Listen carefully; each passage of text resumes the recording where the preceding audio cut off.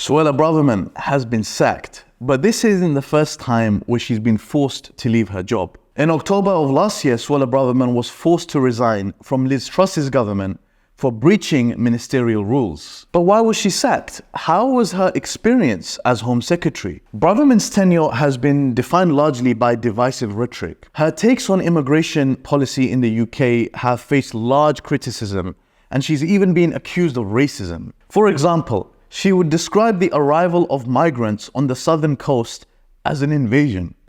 The British people deserve to know which party is serious about stopping the invasion on our southern coast and which party is not.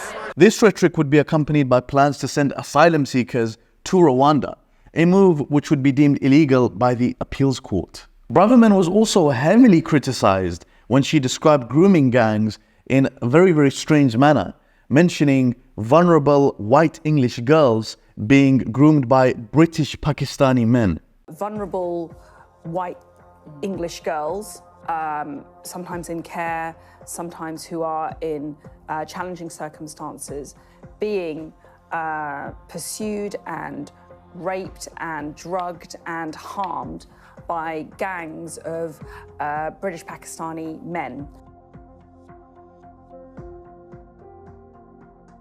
It should be noted that such rhetoric was actually deemed to be misleading by the IPSO, an independent press regulator. She would also be deemed insensitive, describing, this stuff is ridiculous, describing groups of people, many of them being from abroad, who are homeless, and describing homelessness as a lifestyle choice. Undoubtedly, such statements added to the problematic situation between her and Rishi Sunak, which probably put Rishi Sunak in a situation where he was no longer able to justify these statements of his Home Secretary. Suella Braverman continued to speak in this manner, a manner that many would describe as irresponsible. For example, many took to the streets in London, hundreds of thousands of people showing solidarity with the Palestinians.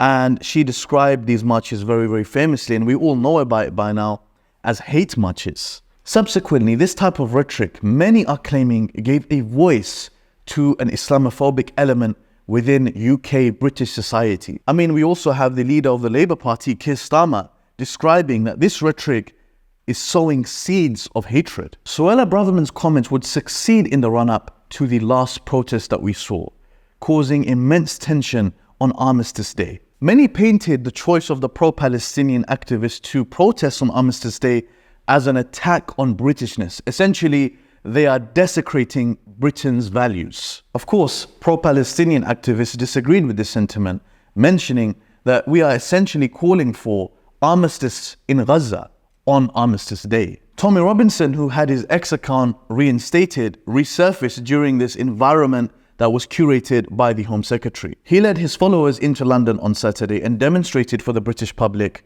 what a hate march is really about. We also have the case of Douglas Murray, where he was on Talk TV, and he's directly mentioning, essentially, that if the British police can't do a good enough job in defending the symbols of Britishness, then the public will essentially take it upon themselves. But here's the thing.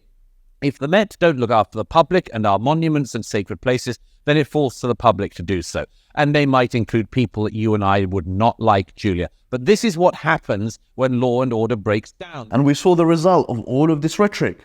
A violent march going into London, defending something that isn't quite clear against an enemy that doesn't really exist. These clashes left 9 police officers injured, and the Met reported that 145 arrests were made on the day.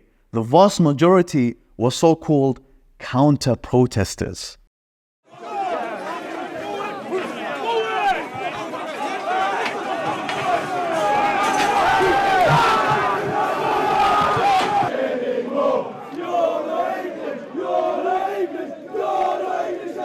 And it seems that the final nail in the coffin for Suella Braverman was her writing an article in the Times, doubling down on her stances regarding protests.